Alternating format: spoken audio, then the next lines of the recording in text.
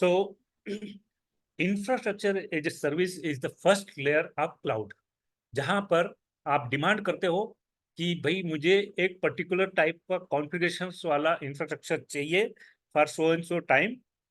वो आपको दे देते हैं, और जब आपकी जरूरत खत्म हो जाती है वो इंफ्रास्ट्रक्चर वापस रिलीज कर देते हो, वो किसी और को मिल जाएगा। आपको बस उतने ही ड्यूरेशन का पे करना पड़ता है। ये कहलाता है इंफ्रास्ट्रक्चर एज ए सर्विस। अब एक क्वेश्चन आया है कि cloud and server are the same. नहीं, क्या है कि सर्वर क्लाउड के अंदर आता है। अभी मैं आपको और दूसरी चीजें बताऊंगा, फिर मैं आपको आपके प्रश्न का उत्तर दूंगा कि ये क्या चीज है। ठीक है, मैं आपको ये बोल रहा था कि इंफ्रास्ट्रक्चर तो मिल गया, ये तो हो गया कि भैया आपका सीपीयू, आपको मेमोरी मिल गई। लेकिन मैं अगर आपको एक लैपटॉप देता हूं, और अभी लैपटॉप देता हूं तो उसमें क्या दिखता है आपके सामने? कोई बोलेगा भाई मेरे इस लैपटॉप में तो विंडोज है, कोई बोलेगा मेरे लैपटॉप में तो उबंटू है, कोई बोलेगा मेरा तो मैक ओएस का है। तो आपको पहली चीज चाहिए ऑपरेटिंग सिस्टम, क्योंकि उसके बगैर इसने सीपीयू और मेमोरी का कोई उपयोग नहीं है ना। तो ऐसे इस इंफ्रास्ट्रक्चर के ऊपर आपको कोई ना कोई एक प्लेटफॉर्म की जरूरत पड़ती है कि भैया जो सॉफ्टवेयर आपको जरूरत पड़ने वाले हैं उस प्लेटफॉर्म का यूटिलाइज करके और आप कुछ चीजें बना सकते हो। तो वो प्लेटफॉर्म आपको रेडीमेड मिल जाए तो आपका काम आसान होने लगता है। तो अब आप उसमें प्लेटफॉर्म को सिलेक्ट कर सकते हो कि भाई कौन से प्लेटफॉर्म पे काम करना है। ओपन यूनिक्स पे काम करना है, कि आपको सोलारिस अपना मैक पे काम करना है, या विंडोज पे काम करना है। और उसी के ऊपर अलग अलग टाइप के सॉफ्टवेयर अगर आपको पहले से रेडीमेड मिल जाए तो फिर तो आपका काम और आसान हो जाता है। तो प्लेटफॉर्म एज ए सर्विस के ऊपर नेक्स्ट लेयर आ जाएगी सॉफ्टवेयर एज ए सर्विस। अगर मैं आपको कहूं कि भैया आपको एक गूगल का प्लेटफॉर्म मिलता है जिसके अंदर आपको ड्राइव वगैरह मिल जाती है, वन ड्राइव या अपना गूगल ड्राइव। वैसे ही माइक्रोसॉफ्ट का अगर लेते हो तो ऑफिस 365 के अलग अलग पैकेजेस वगैरह सब कुछ मिल जाता है। तो ये प्लेटफॉर्म का यूटिलाइज करके फिर आप कुछ चीजें और भी डालते हो। और वो चीजें होती है जैसे अगर आपको लगे कि नहीं यार मेरे को डेटाबेस भी चाहिए, मेरे को डेवलपमेंट के लिए कोई अगर दूसरा कोई सॉफ्टवेयर की जरूरत पड़ती है जैसे कोई आईडी है, तो ये रेडीमेड अगर मिलती हो तो आपका काम आसान हो जाता है। तो उसमें आपको टाइम इन्वेस्ट करने की जरूरत नहीं पड़ती है। तो इस ये जो पहली बॉटम लेयर हमने इंफ्रास्ट्रक्चर एज ए सर्विस देखी, फिर उसके ऊपर आता है कि भैया प्लेटफॉर्म एज ए सर्विस। उसके ऊपर की जो लेयर होती है वो सॉफ्टवेयर, जैसे कि मान लो अपने पास व्हाट्सएप किसी को चाहिए, फिर किसी को जूम मीटिंग भी चाहिए। तो ये क्या है कि भाई एक काम करते हैं, मैं ये सब कुछ डाल के तैयार रखता हूँ, जिसको जरूरत लगे वो पूरा प्लेटफॉर्म उसके अंदर पूरा सॉफ्टवेयर भी रेडीमेड मिल जाए। तो फिर तो बस उसका काम क्या है, उसका यूज करना है। आप जरूरी नहीं है कि मैं व्हाट्सएप का कैसे यूज करूं वैसा वैसा आप भी करो। जरूरी नहीं है कि भाई मैं ये जो जूम मीटिंग का उपयोग जैसे करता हूँ वैसे ही आप भी करो। आपका भी कोई और पर्पस हो सकता है, मेरा कोई और पर्पस हो सकता है। तो इस तरीके से अलग अलग चीजें अलग अलग लेयर के ऊपर ये चीजें बनती है। मैं आऊंगा, एक क्वेश्चन था कि भाई सर्वर और क्लाउड में क्या डिफरेंस है और कैसे उसको समझे, उसके ऊपर मैं अभी थोड़ी देर में समझाऊंगा। तो अभी अपन आ गए थे सॉफ्टवेयर एज ए सर्विस। उसके ऊपर आता है एप्लीकेशन एज ए सर्विस। अगर आप अपनी खुद की कोई एप्लीकेशन उसमें डाल करके और देना चाहते हो तो वो कहलाती है एप्लीकेशन एज ए सर्विस। अभी कैसे मान लूँ, क्या समझूं कि भाई एप्लीकेशन एज ए सर्विस क्या क्या है।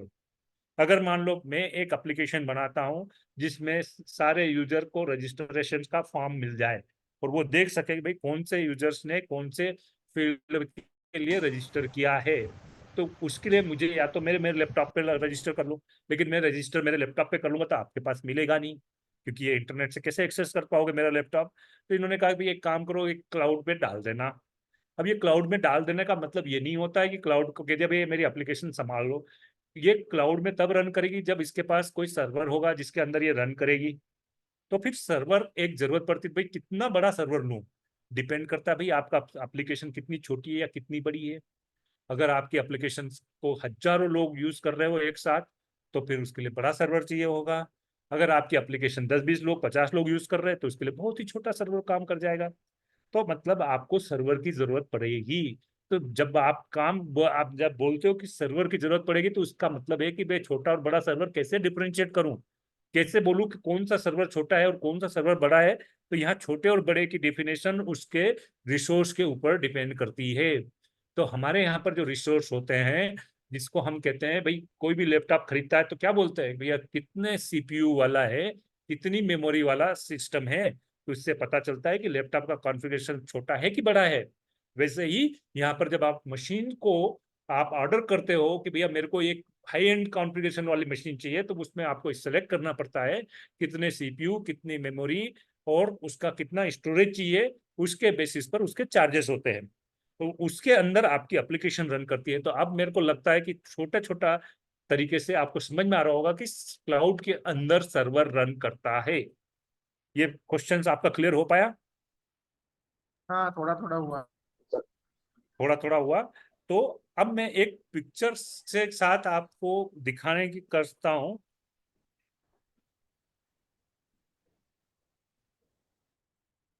ताकि आप देख पाओ कि ये पिक्चर बनती क्या है और होता क्या है। तो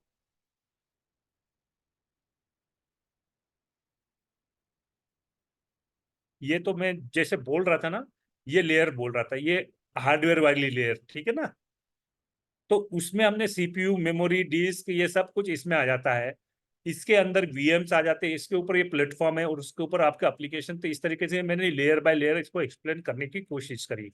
तो अगर आपका हार्डवेयर की जो बात करते हैं, जैसे मैं लैपटॉप के कॉन्फ़िगरेशंस की बात करता हूँ, तो वैसे ही ये यहाँ इनके कॉन्फ़िगरेशंस की होती है ना।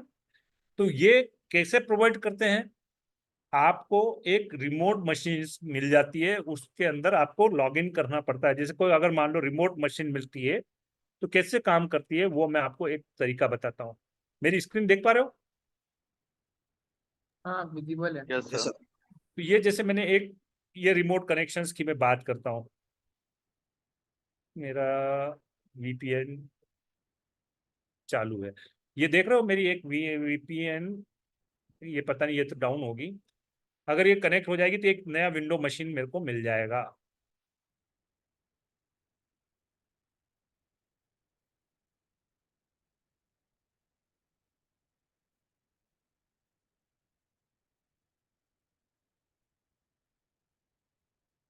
देख पा रहे हो अभी? ये एक अलग मशीन दिख रही है। ये क्लाउड के अंदर मेरी एक वीएम मशीन है। अगर मैं इसको देखूं तो देखो, ये मेरा ये दूसरा ब्राउजर है।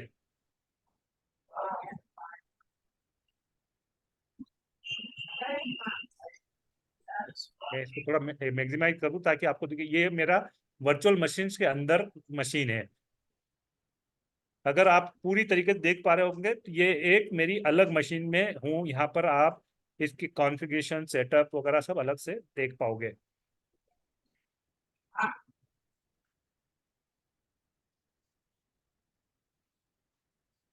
ये देख पा रहे हो, ये 24 GB का सिस्टम है मेरे पास,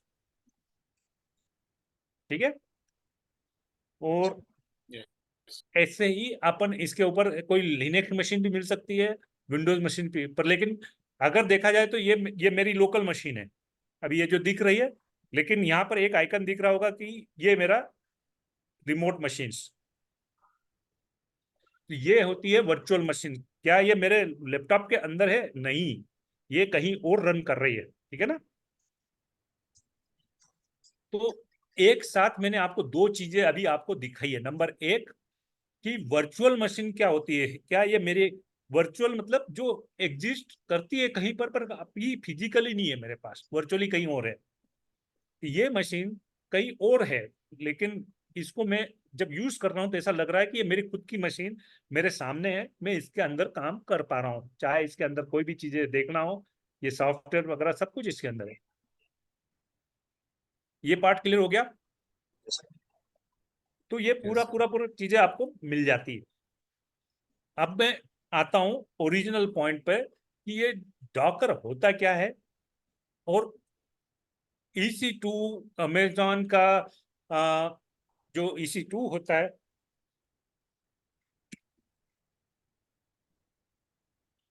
मैं इसके थोड़ा सा दिखा देता हूं ताकि आप आपके माइंड में पिक्चर क्लियर हो जाए तो आपको लगेगा कि यार अच्छा लग रहा है, अब मेरे को पूरी चीजें दिखने लग गई। मैं कौन सी इमेज से आपको दिखाऊं?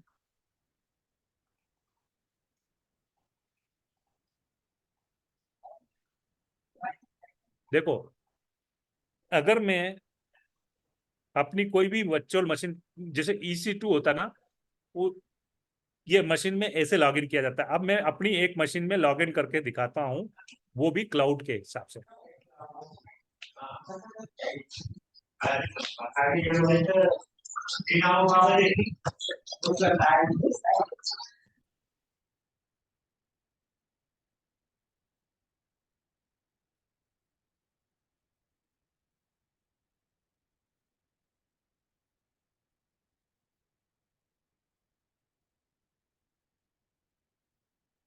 ये मेरा पूरा वर्चुअल मशीन वाला क्लाउड है।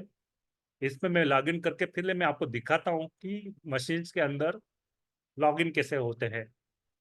ये मेरा उबंटू सिस्टम है। अगर मैं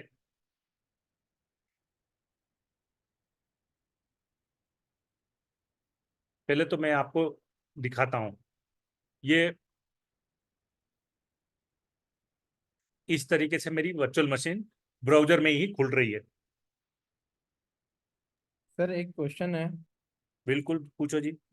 सर जैसे ओरेकल का वर्चुअल बॉक्स होता है, है, हाँ, वर्चुअल बॉक्स। ओरेकल का वर्चुअल बॉक्स, तो सर उसमें जैसे कोई भी ऑपरेटिंग सिस्टम इंस्टॉल करते हैं, पाली हो गया या उबंटू हो गया, तो हाँ, वो आईएसओ फाइल मांगता है उसकी। हाँ। तो सर आईएसओ फाइल क्या होती है? अच्छा, इसको मैं अगर 2 मिनट के बाद में आंसर दूं, चलेगा ना? हाँ चलेगा सर। ठीक है, मैं पर होल्ड करना, अगर मैं नहीं दे पाया तो मेरे को पूछना जरूर है एक बार फिर से ना। बिल्कुल। मैं आता हूं पहले कि अगर आप अमेजोन के पास गए, या गूगल के पास गए, या माइक्रोसॉफ्ट के पास गए और बोले भाई मेरे को एक मशीन दे दो, है ना, तो वो मशीन देंगे और वो कहेंगे भैया मैं आपको एक IP एड्रेस दे देता हूँ, और उस IP एड्रेस से आप उस मशीन को एक्सेस कर लो। अब मैं सिर्फ IP एड्रेस और यूजर नेम पासवर्ड से कैसे एक्सेस करता हूँ वो आपको दिखा रहा हूँ।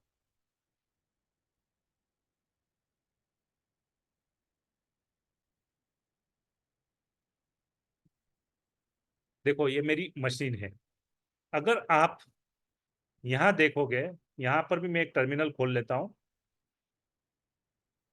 ताकि ये प्रैक्टिकली आपको कोई दिखाएगा नहीं वहां पर। मैं आपको प्रैक्टिकली करके दिखा रहा हूँ ताकि आपके माइंड में एक पिक्चर बन जाए, और फिर उस पिक्चर का यूटिलाइज करके आप अपनी चीजें एक्सप्लोर कर सको।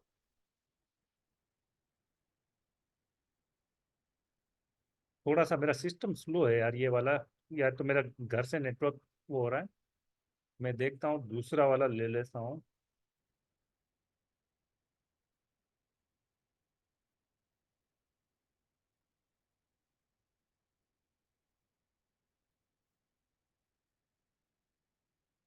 गुड।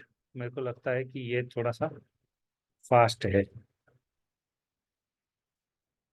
एक टर्मिनल, और मैं काम करता हूँ, टेम्पो में जा करके, एक सेकंड,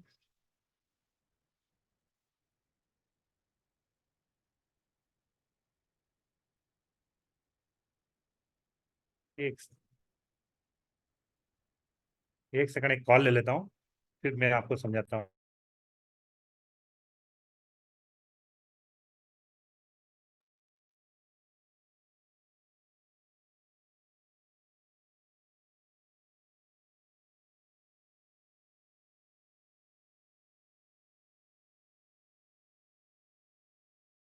सॉरी गाइस। तो यहाँ पर अभी देख रहे हो कुछ कुछ भी नहीं है यार, करेक्ट? इस जगह पर ये मशीन है मेरी। अब मैं अपने लैपटॉप में जाता हूँ, और लैपटॉप के अंदर मैंने कहा कि भैया SSH यूजर @ और ये 128।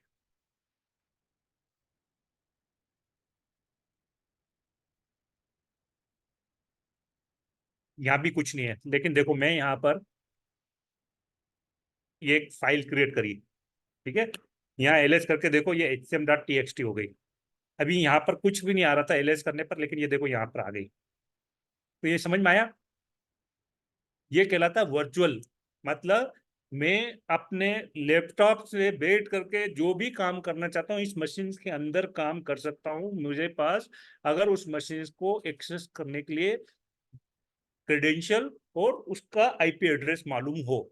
ये दो चीजों से मैंने एक्सेस करके दिखाया आपको। Is that clear? यस। जी सर।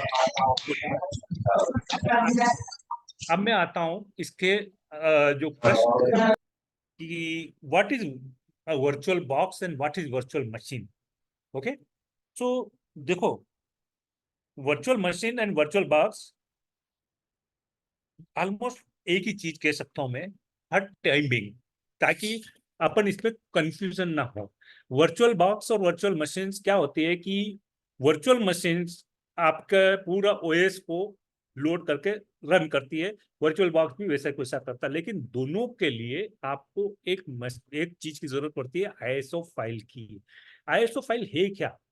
अगर मैं कहूं कि अगर आपने कोई लैपटॉप खरीदा और उसको फॉर्मेट कर दिया तो वापस ऑपरेटिंग सिस्टम डालना पड़ेगा। तो वापस ऑपरेटिंग सिस्टम डालने के लिए या तो आप किसी से बोलोगे भाई तेरे पास माइक्रोसॉफ्ट की कोई सीडी है क्या, तेरे पास कोई उबुंटू की सीडी है क्या, यही पूछते हैं। अगर वो कहता है कि हाँ है, इसका मतलब है कि जब वो सीडी डालते थे वो उसमें से वो पूरा जो रिक्वायर्ड सॉफ्टवेयर है वो लोड करके और फिर वो इंस्टॉल करना चालू करता है। That is what it's called ISO. ISO is a format. जैसे जीफ होता है एक फॉर्मेट, वैसे ही आईएसओ होता है एक फॉर्मेट जिसके माध्यम से आप अपने ऑपरेटिंग सिस्टम के प्री रिक्विजिट सारी फाइल्स उसके अंदर पड़ी रहती है, वो उसको लोड करता है। लोड करने के बाद में वो जो भी बूटेबल जो फाइल्स होती है वो लोड होने के बाद में एक एक करके एग्जीक्यूट होती है, और फिर pre requisite folder pre requisite files create करने के बाद में अपनी चीजें कॉन्फ़िगर करती है, और उसके बाद में आपका सिस्टम यूजेबल होता है, जिसको कहते हैं ऑपरेटिंग सिस्टम। तो आईएसओ फाइल क्या है? आईएसओ फाइल एक तरह का एक फाइल होती है जिसको स्टैंडर्ड फॉर्मेट कहते हैं, जो कि हर एक सिस्टम उसको रीड करने लायक होता है, जो उसको इंस्टॉल करना होता है। तो am I answer your question now? हाँ सर, और एक और क्वेश्चन था, जैसे जब वर्चुअल बॉक्स डालते हैं तो उसको ऑफलाइन रन करना पड़ता है सिस्टम में, पर आपने तो ये मशीन मतलब ऑनलाइन रन करके बताई है। तो हाँ, ये बढ़िया क्वेश्चन है कि ऐसा है कि ये जो मेरी जो मशीन है ना, ये एक क्लाउड के अंदर रन कर रही है ना।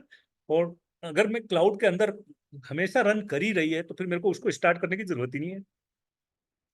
लेकिन अगर आपका अपने लैपटॉप के अंदर छोटा सा क्लाउड बना रहे हो आप, कि भाई मैं इसको, जैसे आप यूं कहोगे,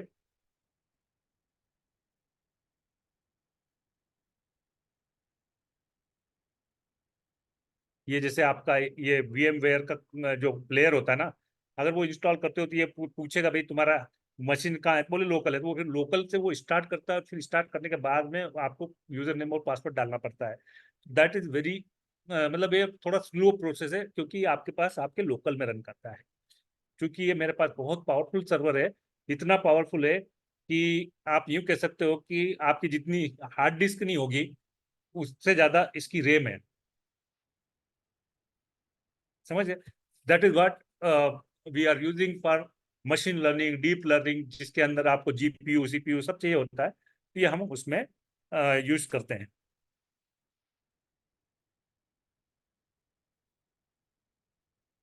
can I answer your question now? Yes sir. चलो, any other things? No sir. Okay, so now with this I will assume कि भी आपको थोड़ा सा वर्चुअल मशीन का कॉन्सेप्ट समझ में आ गया। अब मैं आता हूं कि ऐसा क्या है कि जो डॉकर आज के समय में बहुत पावरफुल बन करके आया है, और उस डॉकर को कैसे यूज करना है, और क्या है डॉकर, पहले अपन वहां से चालू करते हैं। So let's begin with the introduction. लेकिन इंट्रोडक्शंस में हम आज ये देखेंगे कि एक तरफ वर्चुअल मशीन है, एक तरफ डॉकर है, क्या डिफरेंस है, क्या फायदे हैं, क्या नुकसान है, इन सबके पर चर्चा करने के बाद में थोड़ा सा डिटेल, और फिर एक एग्जांपल, और उसके बाद में मैं आपको अपने ग्रुप में जो टेक ग्रुप है उसके माध्यम से आप अपने क्वेश्चन पोस्ट करो और आंसर मिलेगा। अगर आप कहीं रुक गए तो मैं जूम मीटिंग के माध्यम से हेल्प करने के लिए रेडी रहूंगा। ठीक है जी। तो हमने देखा कि ये इस तरफ जो है, ये लेफ्ट हैंड साइड वाला जो बॉक्स है वो वर्चुअल मशीन का बॉक्स है। और जो मैं ये जो ग्रीन कलर का जो बॉक्स दिख रहा है ना, होस्ट ओएस, ये जैसे मैंने होस्ट कहता हूँ, तो ये मेरा ये लोकल मशीन जो है, ये लैपटॉप, ये मेरा होस्ट कहलाता है। इसके अंदर मैं वीएम रन करूं तो ये पूरा बॉक्स ये वाला, ये इसको रन करने के लिए एक चीज की जरूरत पड़ती है, दैट इज कॉल्ड हाइपरवाइजर। तो मतलब मेरे को ये हाइपरवाइजर इंस्टॉल करना पड़ता है। कैसे होगा? ये जो हाइपरवाइजर से ये आपका एक सॉफ्टवेयर होता है, वो इंस्टॉल करना पड़ता है। ये जो सॉफ्टवेयर है ये डिटरमाइन करता है कि भाई किस मशीन को कितनी रैम देनी। मान लो आपके पास टोटल 10 GB रैम है और आपने कहा कि भाई मैं इस वर्चुअल मशीन को 2 GB 2 दे दूं और इसको मैं मान लो 6 दे दूं, तो टोटल 8 हो गई। फिर तीसरी वीएम अगर मैं फिर से रन करने की कोशिश करूं और उसको कहूं भैया 4 दे दो, तो वो कहेगा भैया सॉरी, आपके बजट में तो ऑलरेडी 8 कंज्यूम कर रहे हो, अभी मेरे पास 2 ही बची और आप और 4 6 मांग रहे हो, वो तो हो ही नहीं सकता क्योंकि मेरे पास इतना ही है। ये कौन डिसाइड करता है कि भाई कितनी बची है, कितनी कंज्यूम हो रही है? ये हाइपरवाइजर करता है। तो ये हाइपरवाइजर इस चीज को रन करने में मदद करता है कि भैया किसको कितनी मेमोरी चाहिए। फिर क्या होता है कि ये जो वीएम है ये पूरा आपका ऑपरेटिंग सिस्टम ये रन करती है, ये अपना अलग ऑपरेटिंग सिस्टम। आपको मैंने दो तरह की वीएम दिखाई, एक उबंटू वाली, दूसरी विंडोज वाली। तो ये उबंटू वाली मान लो, तो ये आपकी विंडोज वाली। एक होस्ट के ऊपर मल्टीपल वीएम रन कर सकती है। आपका आंसर क्या होना चाहिए? यस और नो? Yes sir. यस। वो भी एक साथ, जैसे कि मैंने अभी थोड़ी देर पहले दिखाया। ये विंडोज चल रही है मेरी, बिल्कुल चल रही है। क्या मेरी लिनक्स भी चल रही है? बिल्कुल चल रही है ना? तो ऐसा है कि आपके लोकल लैपटॉप में या तो विंडोज चला सकते थे या आप उबंटू चला सकते थे, लेकिन दोनों एक साथ नहीं चलती थी। लेकिन जब ये वीएम आई तो वीएम ने कहा कि भैया आपको जितने भी वीएम चलाना है चला लो, जो भी ओएस डालना है डाल लो। तो ये तो वीएम वाला कॉन्सेप्ट हो गया था। लेकिन अब इसमें जब आपने थोड़ी देर पहले बोला कि भैया वीएम को रन करना है तो बहुत टाइम लेती है, कोई 5 मिनट ले लेती है, कोई 2 मिनट लेती है, कोई 1 मिनट लेती है, तो डॉकर भी इतना टाइम लेता है क्या? आंसर है नहीं, वो बड़ा फास्ट होता है। और भी दूसरे फायदे बताऊंगा, पर उस फायदे को समझने के लिए पहले ये चीज जो मैं बता रहा हूँ, क्या ये थोड़ा बहुत समझ में आया मैं जो बोल रहा हूँ? यस। हाँ यस सर। सर। गुड। तो अब अगर ये समझ में आया तो इधर से मैं राइट हैंड की तरफ मूव करता हूं, तो नीचे वाला होस्ट और होस्ट दोनों में है तो सही, लेकिन बदल क्या गया? ये ऊपर की सारे बॉक्सेस बदल गए और एक नए तरीके का आ गया। तो यहाँ हाइपरवाइजर की जगह एक डॉकर ने ले ली। क्या ले ली? और इसने कहा कि भैया मेरे को तुम बताओ तो सही, मैं आपके कंटेनर फटाफट फटाफट रन करके दिखा दूंगा, आपको जिस समय चाहिए रन हो जाएगा, जितनी देर में डिलीट करना डिलीट कर देना, स्टॉप कर देना। ये with in less than a minute वाले में सारी चीजें होती है। ये बहुत फास्ट हो जाता है। अब मैं, अगर ये फास्ट हो जाता है, ये सब कुछ हो जाता है, तो फिर मैं इसके बेसिक के अंदर जाऊंगा। पर आपको डॉकर ये तो समझ में आया होगा कि वीएम से फास्ट होता है। यस। Yes sir. ठीक है। अब मैं एक छोटा सा डेमो के साथ साथ ये पैरेलली बताता चलूं ताकि आपको चीजें दिखती चले। वरना मेरा काम ये नहीं है कि सिर्फ अपनी चीजें बताना है और आप सिर्फ सुन के जाना है। आपके माइंड में कभी छोटा सा भी डाउट आए या आपको लगे कि नहीं यार, ये आप जो मैं बता रहा हूँ उसको मैं देख नहीं पा रहा हूँ, मुझे दिखाई है, तो मैं दिखाऊंगा आपको हर चीज के बारे में ना।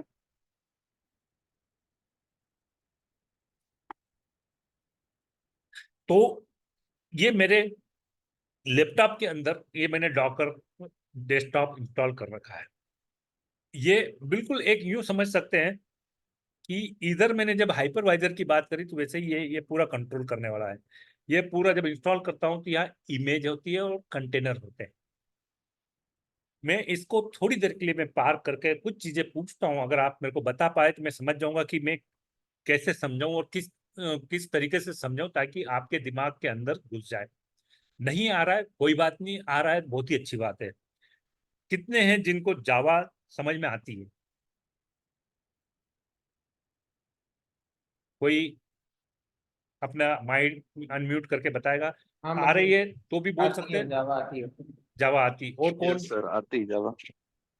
दो आती है। जिनको नहीं आती पहले वो बताए भाई मेरे को बिल्कुल ही नहीं समझ में आती जावा का, मैंने जे भी नहीं सुना है। पहले अनम्यूट करके, बिल्कुल बिंदास, कोई झिझक नहीं है यार, अपन यहाँ सब सीखने के सर लिए बैठे हैं। मुझे जावा नहीं आती है। हाँ ठीक है आयुष, आपको नहीं आती है तो मैं आपको दूसरे सर नहीं तरीके से आती। समझाऊंगा। हाँ ठीक है। तो मैं आपको एक ऐसी तरीके से समझाता हूँ जो आप जिंदगी भर नहीं भूलोगे। जो सबको मालूम है कि अगर कोई मकान बनाता है ना, तो मकान बनाने के लिए अपन यूज करते हैं नक्शा। ठीक है। अब नक्शे में क्या होता है आपको आइडिया है? एक मकान के नक्शे में क्या क्या होता होगा? कोई एक यस अप्रोक्सीमेट सर। तौर पर बोलो कि भाई। लंबाई चौड़ाई। सर मैं उस आप रिक्वायरमेंट के बेसिस पे सारा ब्लूप्रिंट होता है उसके अंदर कि यहाँ पे ये चीजें, यहाँ पे ये चीजें, पूरा हाँ, एक शॉर्ट में पूरा समराइज होता है उसका पूरा बहुत ही बढ़िया। ब्लूप्रिंट। मैं उनको अपॉर्चुनिटी देता हूँ जो कभी बोले ही नहीं। अभी इसमें प्रभांशु, आप बोलोगे, कुछ बताओगे? ये आइस ब्रेकिंग सेशन है बेटा। आप जितना बोलोगे उतना अच्छा लगेगा, मेरे को भी अच्छा लगेगा और आपको भी अच्छा लगेगा कि भाई चलो इंटरेक्टिव है। नहीं आ रहा है तो आप जिसको मत, हमारे पास टीम है, आपकी हेल्प करेंगे। प्रभांशु, प्रिंस।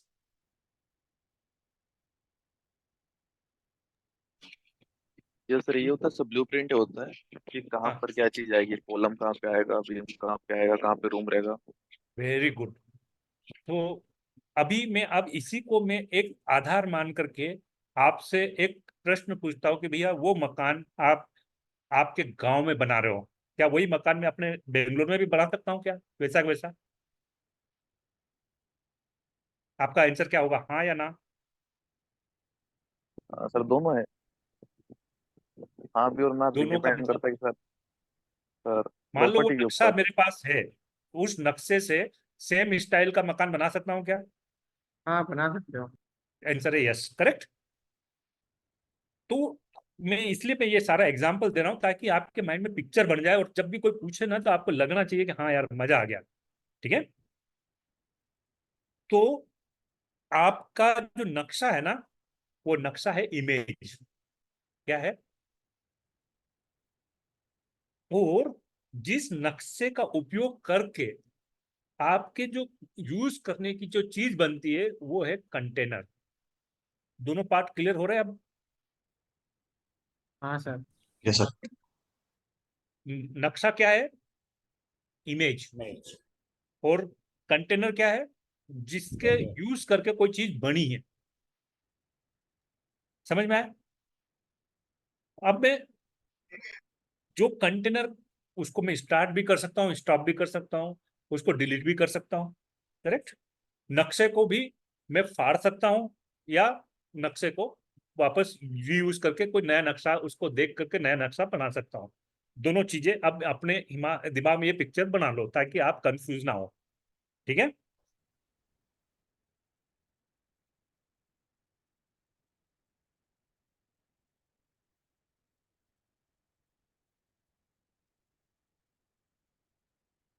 अब मैं आता हूं आपके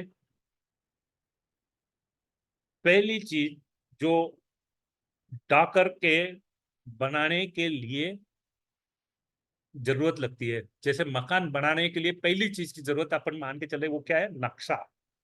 उस नक्शे में इंफॉर्मेशन होती है कि भैया कितने रूम, कितने किचन, कितनी खिड़कियां, ये सारा इंफॉर्मेशन। वैसे ही डॉकर के लिए कुछ बेसिक कमांड्स होती है और वो ऐसे डिफाइन की जाती है। जैसे कि मैं कहा कि भैया एक काम करो, एक मशीन लेना और उसके अंदर पहले से ही रेडीमेड चीज मिल जाए। तो उसने कहा कि एक काम कर, अगर आपको मशीन चाहिए तो मशीन खाली भी मिल सकती है, मशीन जिसके अंदर पहले से ही लोडेड है वो सारी चीजें मिल सकती है। तो बोले कैसे मिलेगी? उसके लिए फिर आपको कहना पड़ेगा कि वो मशीन एक जगह पर मिलेगी। अब मैं ये इसको मैं थोड़ी देर पार्क कर देता हूँ और मैं अपनी स्लाइड के माध्यम से समझा करके फिर वापस यहाँ आता हूँ, ताकि आपको पूरी चीज देख सकते हो। थोड़ी सी कॉम्प्लेक्स दिखती है लेकिन बहुत आसानी से समझ में आएगी। एक बार देख लोगे तो आपके दिमाग में पिक्चर बन जाएगी। तो ये जो डॉकर है उसको पहले चाहिए इमेज, और इमेज से बनते कंटेनर, और वहां से मैं आपको चीजें दिखाना चालू करता हूँ कि ये डॉकर फाइल इसके लिए चाहिए ही चाहिए, जिससे कि इमेज बनानी है। तो डॉकर फाइल की इमेज बनाने के लिए ये इमेजेस कहाँ पर स्टोर होती है, बोले डॉकर की कहीं न कहीं एक जगह इमेज सेवर होती होगी, दैट इज वो कहलाती है डॉकर हब। कितने हैं अभी इसमें अपने ग्रुप में जिनको गिट हब का मालूम है? मैं फिर से थोड़ा पार्क करके और उसके हिसाब से फिर समझाऊंगा, और मैं फिर वापस आकर के कनेक्ट करूंगा सारी चीजें। कितने हैं जिनको आपको गिटहब का कॉन्सेप्ट क्लियर है, थोड़ा बहुत आइडिया मिल है जाता है सर। आपको? थोड़ा बहुत है। थोड़ा आता है दिनेश सर, जी, मैंने यूज किया है। क्या दिनेश जी आपको? थोड़ा बहुत ही है सर, मतलब थोड़ा बहुत यस है। सर। मतलब मैं ये मान के चलूं कि जो भी जुड़े हैं वो जीरो नहीं है गिटहब के मामले में, है ना? तो मैं अपने फिर से ये खोल करके, जब मैं गिटहब बोलता हूँ तो आपके साइन माइंड में ये पिक्चर बन जाती है कि भैया एक ऐसी जगह जहां पर प्रोजेक्ट मिल जाते हैं बने बनाए, ठीक है ना?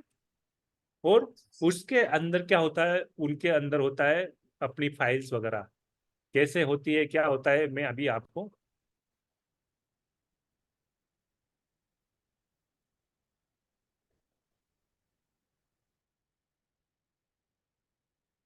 देख लो, ये मेरा प्रोजेक्ट है ना?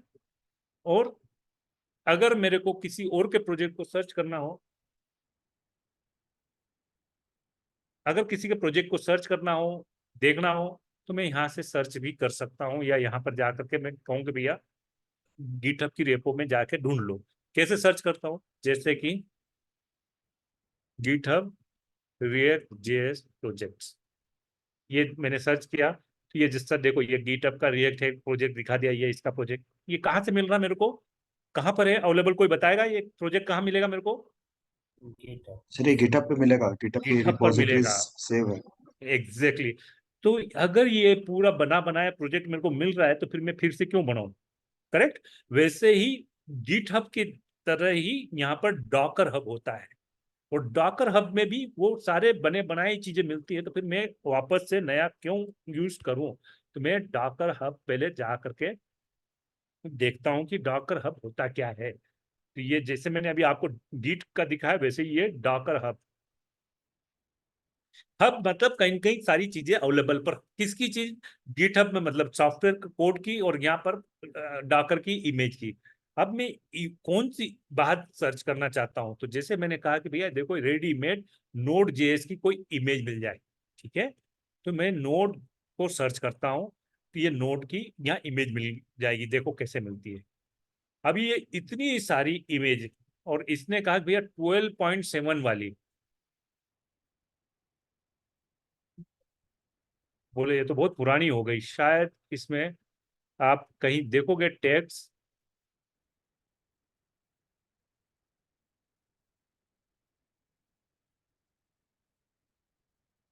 12.7 बहुत मुश्किल है, ये तो पुरानी हो गई। तो इन्होंने कहा कि भैया एक काम करो, अपन कभी अगर नई लेना हो तो क्या करें, तो फिर एक काम करो कि वापस अपने इसमें जाओ और ये देख लो कि आप यहाँ सर्च कर लो कि एल्पाइन की ही चाहिए, तो ये एल्पाइन में 21 हाइपन ये वाली यूज कर लेना। अब मैं यहाँ पर जा करके कहूंगा कि भैया 21.21 हाइपन एल्पाइन, 21 हाइपन एल्पाइन 3.18, देख रहे हो? 3.18। समझ में आया मैंने ये क्या करा? मैंने कहा कि भैया ये वाली इमेज यूज कर लूंगा मैं, समझ गए? तो इस तरीके से मेरे इस इमेज में एक छोटा सा लाइट वेट मशीन, उसके अंदर नोड ऑलरेडी मिलेगा, ये इसका मतलब है। तो ये कहाँ से उठाएगा? सबसे पहले तो ये अपने लोकल मशीन पे ढूंढेगा कि भैया तुम जो ये बोल रहे हो क्या ये मुझे मिलेगी? वो बोलेगा सॉरी, यहाँ पर तो मुझे नहीं दिख रही है। तो मैं आपके सामने पहले एक इमेज कैसे बनाते हैं वो तरीका दिखाऊंगा, फिर बाद में आपके ये कमांड का क्या मतलब है फिर वो समझाता हूँ तो कैसे काम करता है।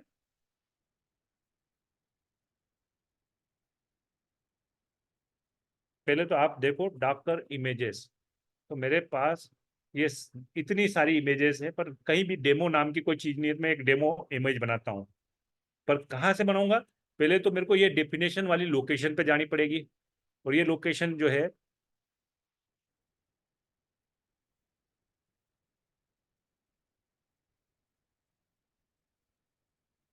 अ, ये लोकेशन जो है ये रही। तो इसका कॉपी पाथ ये लिया, यहाँ चला गया, और देखोगे तो यहाँ पर मेरे पास ये डॉकर फाइल दिख रही है। ठीक है। अब जहां पर भी पाथ हो आपका ये डॉकर फाइल, उसको पहले जरूरत पड़ेगी। इसको हम ये कहेंगे भैया डॉकर बिल्ड माइनस टी। ये इसकी कमांड का तरीका है। माइनस टी ये बोलता है कि भैया एक काम करना, मैं जो भी नाम देना चाहूँ वो नाम दे दो। बिल्ड का मतलब है कि आप तो इसमें इसके थ्रू एक इमेज को बनाओ पहले। तो मैंने कहा भैया डेमो 7 APR, ये मेरी इमेज का नाम दे दिया, और उसके बाद में बोल दिया डॉट। डॉट का मतलब कि भाई जिस जगह पर मैं खड़ा हूं वहीं पर आपको ये डॉकर फाइल आपको मिलेगी। इसका यूज करके ये बनाना चालू कर देगा। तो देखो अभी आपके सामने क्या आता है, फिर मैं आपको फिर समझाता हूँ कि ये क्या कर रहा है। देख पा रहे हो आप?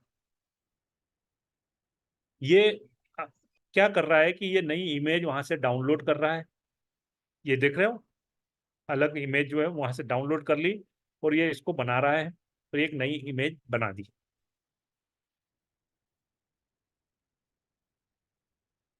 बनाने के बाद में ये सब सारी चीजें करेगा, ये एक एक करके मैं आपको वो भी समझाता हूँ कि इस लोकेशन से इसने एक ये लेयर डाउनलोड करी, और ये इतनी फास्ट हो रही है। देखो एमबीज और केबीज में है ना, पर बहुत फास्ट हो जाती है। कोई देख रहे हो, कोई 2 सेकंड, कोई 10 सेकंड, सिर्फ 14 सेकंड ये लिए, और एक 13 सेकंड ये जो सबसे ज्यादा लिए, जो कि 43 MB के लिए है। लेकिन फिर भी बहुत ही फास्ट तरीके से डाउनलोड होती है। उसका एक बड़े मैकेनिज्म है, ये जो डॉकर वगैरह मेंटेन करते हैं कि लेयर बाय लेयर डाउनलोड करना पड़ता है। ठीक है। तो मैं इसी को कंटिन्यू करते हुए अब मैं कमांड बताता हूँ कि ये सब चीज फेल होगी पास होगी, ये सेकेंडरी चीजें। अपने को ये समझना है कि देखो इन्होंने क्या करा कि ये इमेज को डाउनलोड किया, फिर ये करंट डायरेक्टरी से इसमें करा, फिर ये कहा कि भाई यहाँ पर एक मेरे एक फोल्डर है जिसका नाम है पैकेज डॉट जेसन, ये पैकेज डॉट जेसन इसको कॉपी करो, फिर ये रन कर देना है। क्या रन करना है? बोले npm इंस्टॉल। तो देखो ये यहाँ पर इन्होंने करा, कॉपी करने के बाद में रन npm इंस्टॉल करा, और रन करते समय कुछ न कुछ इश्यू आया और ये फेल हो गया। अगर ये सब कुछ सही होता तो फिर ये nginx की फाइल वगैरह सब कुछ तैयार कर देता है। इस तरीके से आपका डॉकर की पहली इमेज बन जाती। अब मैं क्या करता हूँ कि एक साथ मल्टीपल चीजें रन करवाता हूँ। अब मल्टीपल क्या क्या है कि आपके यहाँ पर डेटाबेस पोस्टग्रेस भी रन हो जाए, कानवान ऐप भी तैयार हो जाए, और साथ ही साथ यूआई भी हो जाए। तो मैं आपके सामने एक बार पूरी चीजें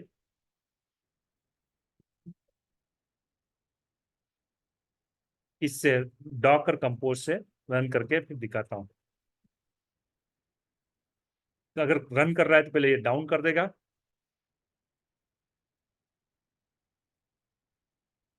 अब आप देखोगे यहाँ पर कि जो कंटेनर्स है ये मेरा खुद का टेस्ट प्लेटफॉर्म है। अब मैं इसके अलावा कुछ भी नहीं है।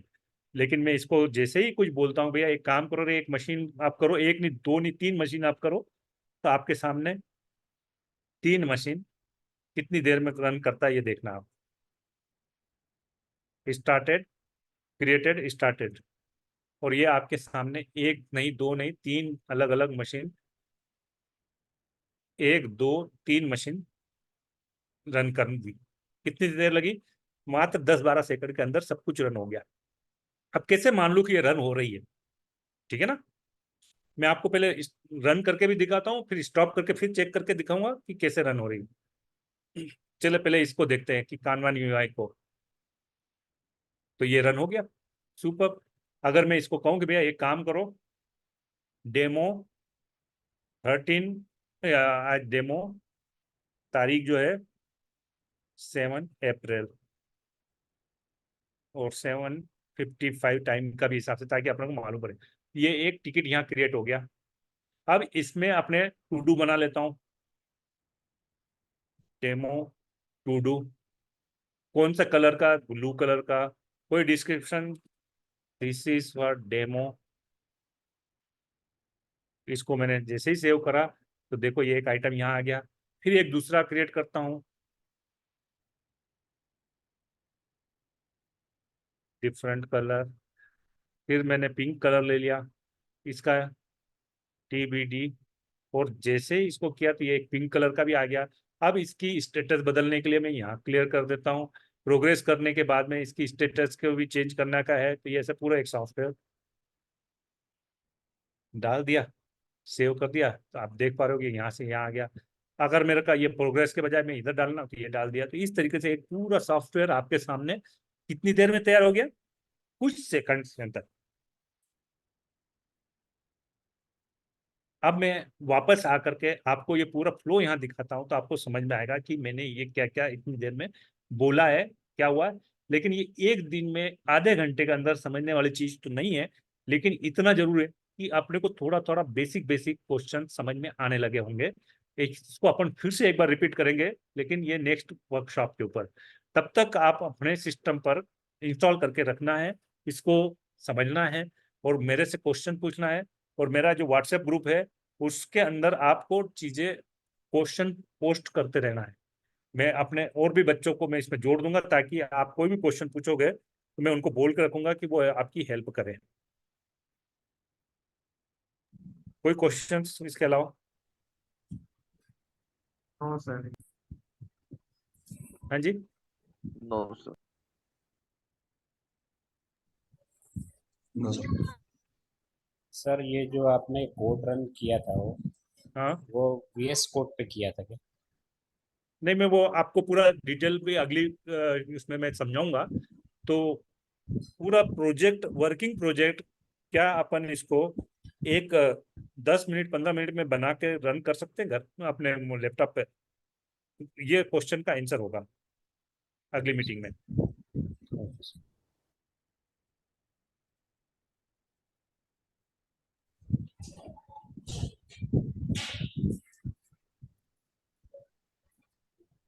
सर ये डॉकर इंस्टॉल करते हैं तो वो कॉन्फ़िगर में फुल स्टैक का और अदर ऑप्शंस देता है, तो कौन सा सेलेक्ट करेंगे? वो मैं आपको एक दो बंदे में है, उनको मैं जोड़ने वाला हूँ अभी जल्दी से, है ना। Okay sir. और मैं जैसे ही मैं जोड़ दूंगा तो आपको उस टेक्निकल ग्रुप में आपको 2 नए नंबर मिल जाएंगे। आप उनसे रिक्वेस्ट करना कि भैया मेरे को हरीश मुलेवा ने आपका वो बोला है, तो आप मेरे को हेल्प चाहिए, है ना। Yes yes. तो दो नहीं, मैं 3 बंदों को मैं जोड़ देता हूँ। तो उसमें से एक तो मेरा मोबाइल हो गया था, तो सारे कॉन्टेस्ट को मैं एक बार पहले सेव कर लूँ। Give me only a minute, okay. तो पहला तो मेरे को टेक ग्रुप में जा करके टेक ग्रुप, और इसमें जो पहला बंदा जो जुड़ रहा है उसका नाम है देवेंद्र। देवेंद्र मुंडे, ये पहला बंदा मिल गया। ये आपकी हेल्प कर देंगे अगर कोई क्वेश्चन हो तो, है ना। यस दूसरा, दो और बंदों को मैं जोड़ देता हूँ, ताकि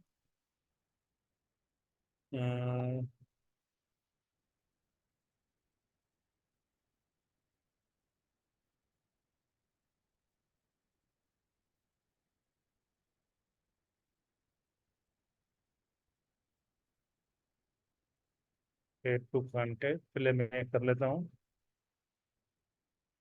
मनीष।